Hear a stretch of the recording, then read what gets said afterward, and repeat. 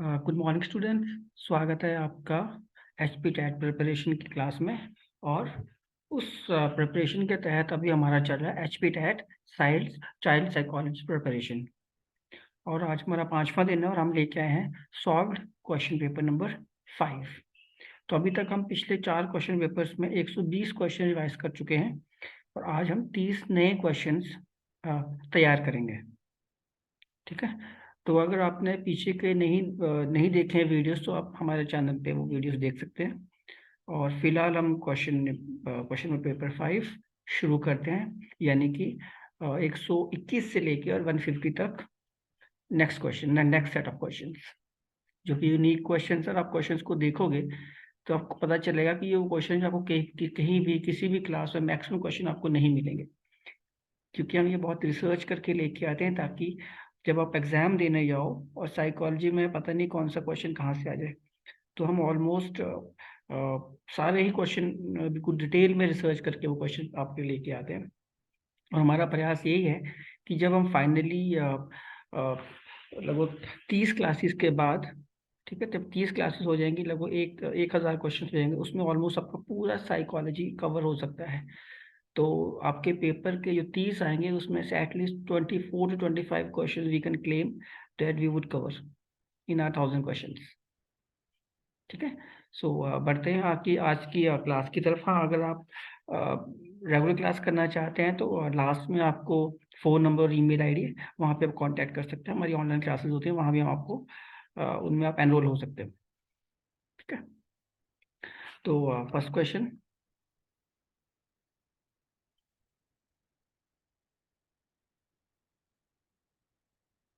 हमारा first question है, at what age children need more of outdoor game skills? And answer is during 7 to 11 years।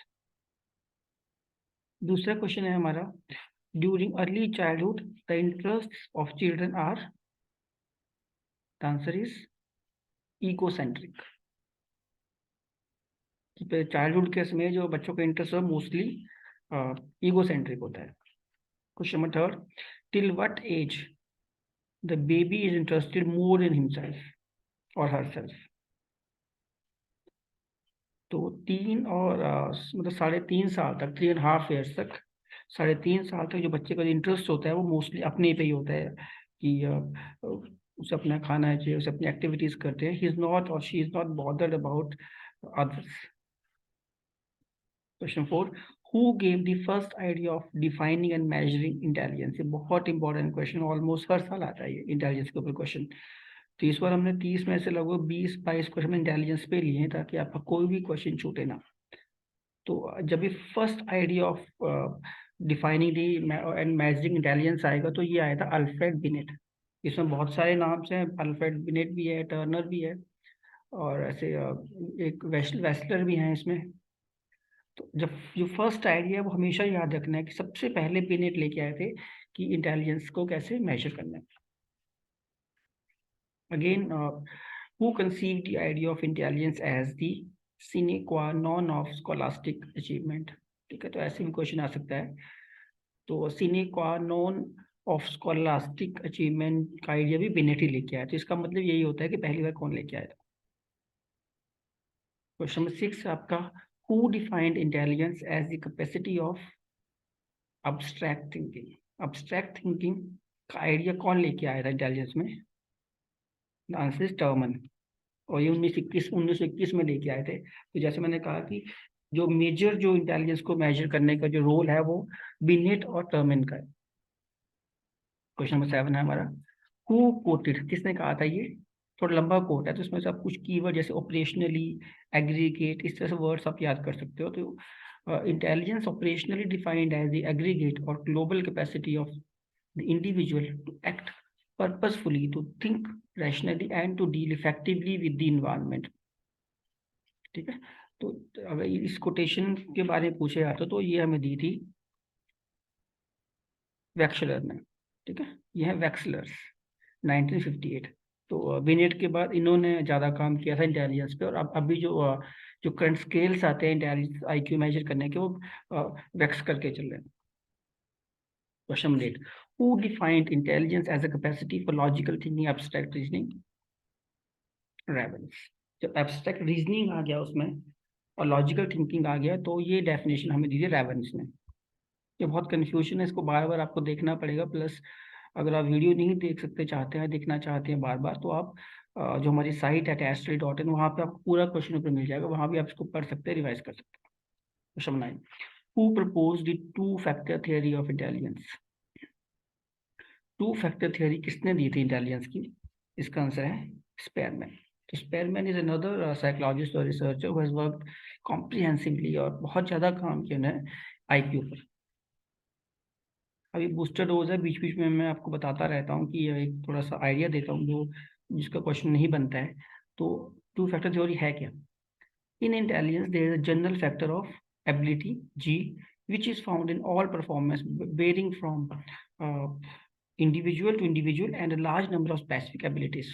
तो basically आपको याद रखना है कि ये लास्ट वाला, the nature of intelligence is explained in terms of G and S. जब जी एंड एस की बात, general factor of intelligence, special specific abilities, G and S जब भी बात आएगी तो ये टू फैक्टर थियरी है। और ये किसने दी थी? हमने अभी सीखा, स्पेयरमैन। ठीक है, next question, question number 10, who propose the concept of primary abilities, या जिसको पीएमए बोलते हैं शॉर्ट फॉर्म में। तो पीएमए जब भी आएगा उसका नाम है थर्स्टोन। थर्स्टोन 1938 उन्होंने प्रपोज की थी theory PMA. Question 11, who gave the idea hypothetically 120 factors? मतलब उन्होंने कहा था, हाइपोथेटिकली ये कहा था कि 120 फैक्टर्स होते हैं इंटेलिजेंस के, जिसमें से अभी भी बहुत सारे फैक्टर्स का हमें पता नहीं है। तो ये आइडिया 120 फैक्टर से किसने दिया था? गीलफोर्ड ने 1956 में, Guilford. Question number 12, who defined intelligence in terms of test, या शॉर्ट फॉर्म इसको बोलते हैं CAVD, completion, arithmetic, vocabulary and directions. तो CAVD का जो कॉन्सेप्ट है इंटेलिजेंस मेजर करने के लिए, वो दिया था थॉर्नडाइक ने। Question 13, who gave a hierarchical nature of intelligence with Spearman's G at the top? जो स्पेयरमैन का जो जी और एस का जो कॉन्सेप्ट था, तो कौन से आगे साइकोलॉजिस्ट ने क्या किया, उसका मतलब जी का आइडिया लेते हुए उसको आगे बढ़ाया, थ्योरी को, हायरार्की में उसको नेचर उसका शो किया। Vernon, Vernon. 14, who propose the idea of three kinds of intelligence? अब ये किसने कहा था कि तीन तरह की इंटेलिजेंस होती है, A, B and C? Next, ये कहा था हैब ने, HEBB, हैब। हैब ने दिए थे three kinds of intelligence, A, B and C। Question 15, who suggested the past theory ऑफ IQ? अब देखोगे ये आपको पास्ट थ्योरी वाला क्वेश्चन नहीं मिलेगा कहीं पे भी, लेकिन पेपर में कभी भी आ सकता है। हर साल आप देखोगे कुछ ना कुछ ऐसे यूनिक क्वेश्चन आपको मिलेंगे जो आपने कभी सुने नहीं होते हैं, कहीं पढ़े नहीं होते हैं। तो हम पहले से हम कवर कर रहे हैं ताकि आप एकदम हैरत में ना पड़ जाओ ये क्वेश्चन देख के पेपर में। सो द पास्ट थ्योरी ऑफ IQ is given by Das in 1995। ये रिसेंटली हुआ है अभी development. Question 16, who propose the triarchic theory of intelligence? Triarchic, ये भी सेम ऐसे ही क्वेश्चन है जो कभी भी दस्तक दे सकता है आपके पेपर में आपके, और आप तब हक्के बक्के ना हो, इसलिए मैं ढूंढ के लाया हूँ पहले से ही। Who propose the triarchic theory of intelligence क्या आती है? तो ये दी है स्टर्न्सबर्ग 1994 में।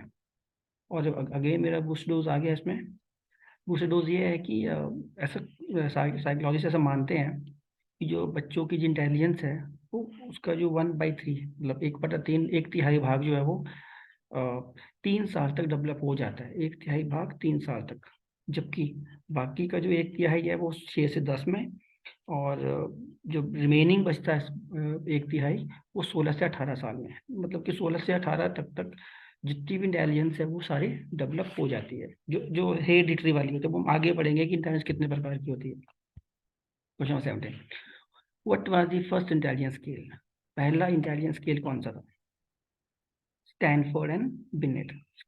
जैसे मैंने कहा कि सब बिनेट ने मेजरली इसमें काम किया है, आप शुरू में से इसको मेजरमेंट करने में। तो पहला स्केल उन्हीं के नाम से है। तो ये इन्होंने डेवलप किया था 1904 में। ठीक है, 1904 में डेवलप किया था फर्स्ट इंटेलिजेंस स्केल, जिसको बोलते हैं Stanford Binet intelligence scale. What is the age range of Wechsler's adult intelligence scale, WIS वाइस। ठीक है, तो ये भी एक बाद में लेटेस्ट स्टेजेस में आया था। जो आजकल जो स्केल आता है वो इसी का डेवलप्ड रूप है। मतलब ये समझो कि बहुत मोस्ट अडॉप्टेड है अभी आज के टाइम में। और ये था 16 से 75 साल के लोगों के मेजर करने के लिए। तो उनसे ऊपर के लोगों पर ये स्केल काम करता, उन्हीं का IQ से माप सकते थे। 19 when was the Wechsler's intelligence scale for children developed. अब ये जो उसके पहले मैंने बोला कि पीछे क्वेश्चन हम देखो तो इसमें क्या है कि पहले इन्होंने डेवलप किया था WIS 16 से 75 साल तक के लोगों के लिए था, मतलब एडल्ट के लिए था। उसके बाद इन्होंने एक और डेवलप किया जो बच्चों के लिए था, जिसको WISC रिस्क स्केल बोलते हैं। तो ये इन्होंने कब डेवलप किया था बच्चों के लिए? 1949। Question number 20, who made the first attempt to prepare cultural fair intelligence scale.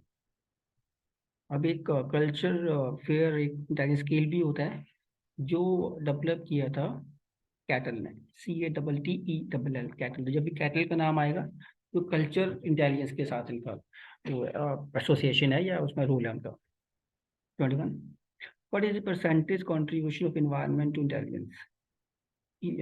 जैसे मैंने कहा ना कि इंटेलिजेंस जो किसी की होती है वो दो फैक्टर पे डिपेंड करती है, हेरिडिटरी और इन्वायरमेंटल। तो इसमें इन्वायरमेंटल का रोल कितना है? 20%। इन्वायरमेंट का मतलब है कि जैसे किस माहौल में बच्चा पढ़ रहा है, उसके इकोनॉमिक सिचुएशन कैसी है, उसके टीचर्स कैसे हैं, उसका स्कूल कैसा है, घर का माहौल कैसा है, तो उसका 20% फर्क पड़ता है। और बाकी हेरिडिटी बचता है 80%। जो ये क्वेश्चन में है, the contribution of heredity to intelligence, 80% जो इंटेलिजेंस होता है किसी व्यक्ति का या बच्चे का, वो अपने माता पिता से या अपनी फैमिली से गेन करता है। बाकी 20% इन्वायरमेंटल टेंड टू चेंज। ठीक है, वो चेंज हो सकता है डिपेंडिंग ऑन दी। बोलने मतलब कि 20% तक ही हमारे पास स्कोप होता है अपनी इंटेलिजेंस को इम्प्रूव करने का या इनहेंस करने का। बाकी 80% फिक्स्ड आता है पहले से। अब ये इंपॉर्टेंट, ये लास्ट ईयर भी आया था question, what is the formula to calculate IQ। तो IQ is equal to mental age, जिसको शॉर्ट फॉर्म में एग्जाम में आपको MA divided by CA into 100 मिलेगा। तो MA की फुल फॉर्म है मेंटल एज, और CA की मतलब है क्रोनोलॉजिकल एज, तो इस और इंटू 100। तो MA divided by CA into 100, that's the formula of IQ, जिससे हम आजकल IQ कैलकुलेट करते हैं। और ये मेंटल एज और क्रोनिकल एज ये पता चलती है क्वेश्चन से। अब बूस्टर डोज भी आपके लिए, क्योंकि ये भी क्वेश्चन आता है और सब बहुत सारे बंदे इसमें कंफ्यूजन रहता है लोगों को कि हम कौन सी कैटेगरी में फॉल करते हैं। तो अगर आपका कोई इंटेलिजेंस एग्जाम लेता है, तो अगर 110 से 119 का अगर आपका स्कोर है IQ टेस्ट में, तो आपको कहा जाएगा सुपीरियर इंटेलिजेंस और अबव एवरेज। अगर आपका 120 से 140 आता है, तो आपको गिफ्टेड भी कहा जा सकता है और सुपर इंटेलिजेंट भी कहा जा सकता है। हाँ, अब जब किसी का स्कोर 140 से ऊपर 140 से ऊपर चला जाता है, तो उसको कहा जाता है जीनियस। हम केवल बोलते हैं हम तो जीनियस है या वो जीनियस है, तो उसका मतलब क्या है कि उसका जो IQ है 140 से ऊपर है। अब आते हैं स्कोर 80 टू 89, तो इसको थोड़ा लोअर एवरेज माना जाता है, इंडिकेट डलनेस और लोअर एवरेज। तो जो एवरेज जो होता है वो नॉर्मली आता है हमारा 90 टू 110। उस पर अगर किसी का स्कोर 70 से नीचे है तो फिर उसको फीबल कहा जाता है या थोड़ा सा रिटार्डेशन की तरफ चला जाता है। Question number 4, what is intelligence question. IQ होता क्या है?